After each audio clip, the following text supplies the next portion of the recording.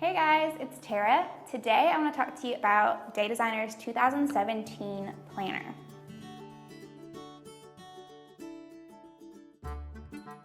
Now, the first thing we're going to talk about is what's the same, because the daily pages and the monthly pages did not change.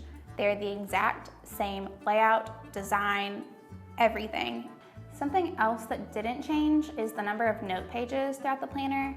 So there's still some, scattered throughout and a few at the end, but they didn't add a whole bunch in, which I wish there were more, simply because I write so much.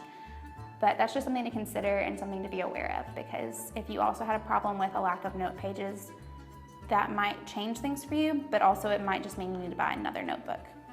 But the really exciting changes come with the goal setting pages. So for 2016, Day Designer really cut down the goal setting worksheets, and there were, just 4 of them, and they were not as robust as they had been in the past.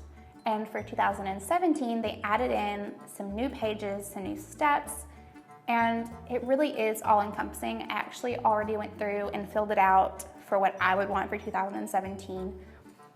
And I think they're so great, and I'm really glad they took the time to redo these. So I have a few favorites. My first favorite is the core page, and so it's 3 circles interlocking about 3 different parts of your life. So you have your values, your strengths, and the things that make you really happy, like your passions.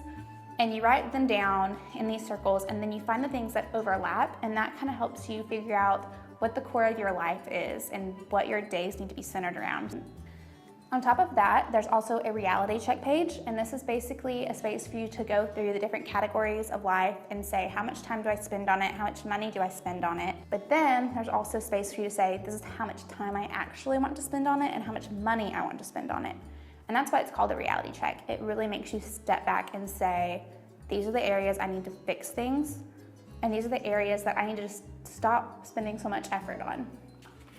And then after that, you have 2 pages that have been incorporated in the Day Designer goal setting pages from the beginning of Day Designer time. Your heart goals and your plan. So basically, what are your goals? How are you going to get to those goals? What are your timelines for all of those? And it's basically, it's very structured. Here's a plan. And then these 2 pages are really exciting. You have your ideal month and your ideal week. So you get to go through and say, maybe the 3rd Thursday of every month, you want to dedicate that day to your family, or you want to dedicate that day to this side project you've been working on for years.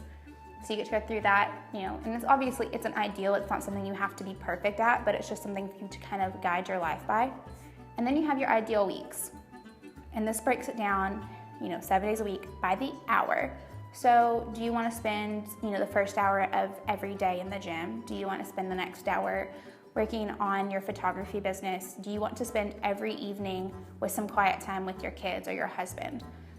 And it's so great to have this written down in paper, because it really makes you step back and say, okay, am I spending my time the way I really want to? Because you cannot achieve your goals if you're not spending your time the way that you need to spend your time to achieve those goals.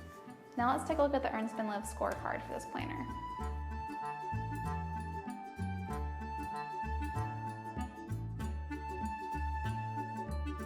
And that's pretty much all of the major changes. If you want to check it out, definitely head to our website. We have a full comprehensive review, and as always, subscribe to our YouTube channel.